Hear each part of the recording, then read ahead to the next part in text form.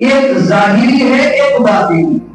ہم بارہا سنتے ہیں کہ ظاہر میں جس طرح ہم ہونا ہے باطن میں بھی اسی طرح ہونا ہے.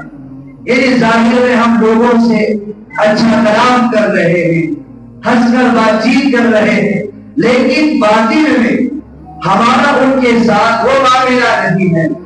سامنے ہنس کر بات کرتے ہیں، پیچھے جانے کے بعد ہم انہیں کی برائیاں کرتے ہیں.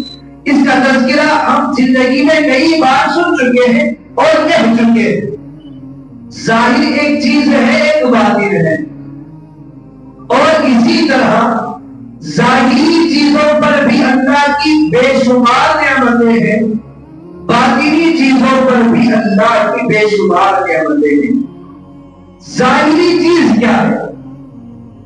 ظاہری چیز مثال کے ذریعے سے میں آپ کو سمجھاؤں کہ ظاہری طور پر جب آدمی کو ہم دیکھتے ہیں، اگر کسی کو بخار ہے تو اس کے چہرے کو دیکھ کر ہم پتہ لگا لیتے ہیں کہ اسے بخار ہے.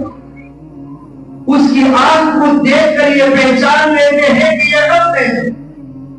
اس کے چہرے سے ہم یہ پتہ کر لیتے ہیں کہ یہ کسی ٹینشن میں ہے. یہ ظاہری چیز کو دیکھ کر ہمیں علم ہو جاتا ہے کہ انسان کو بخار ہے یا کسی کو ارتقال آ گیا، تو اس کے چہرے کو دیکھ کر اس کے ناخن کو دیکھ کر ہم یہ پتہ لگاتے ہیں کہ اسے ارتقال ہے. یہ ظاہری چیزیں ہیں. اور اسی طرح اگر کسی کی ہڈی ٹوٹ گئی تو وہ ہمیں بتائے یا نہ بتائے.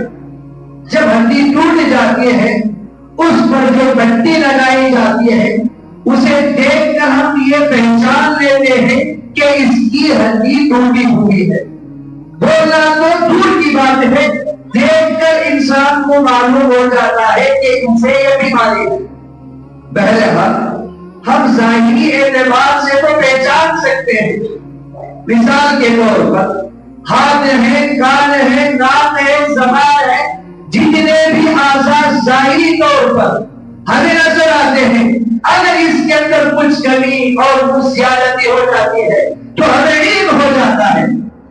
اور باطنی طور پر جب آدمی بیمار ہوتا ہے، ظاہری طور پر جب آدمی بیمار ہو، اللہ تبارک و تعالیٰ نے ہمیں ایک ذریعہ بتایا کہ آپ کو چاہیے کہ اس کے جو ڈاکٹر ہیں آپ ان کے پاس جا کر علاج کرا سکتے ہیں، آپ کی بیماری ٹھیک ہو سکتی ہے. یہ بھی اللہ کی نعمت ہے.